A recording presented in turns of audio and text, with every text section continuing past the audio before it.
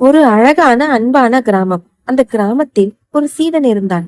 அவன் வெகு நாட்களாக தியானம் பண்ணி கொண்டு வந்தான். ஆனாலும் அவனுக்குள் ஒரு பெரிய சந்தேகம் இருந்தது.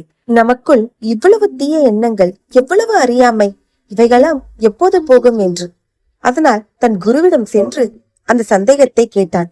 அதற்கு அந்த குரு மெதுவாக சிரித்துக்கொண்டே, தம்பி, அதோ அந்த அறைக்குள் சென்று பல வருடங்களாக இருக்கும் அந்த இருட்டை வெளியே துரத்த பார் என்று அந்த குரு சொன்னார். அந்த சீடனும் அறைக்குள் சென்று பார்த்தான். அங்கு மிகவும் இருட்டாக இருந்தது.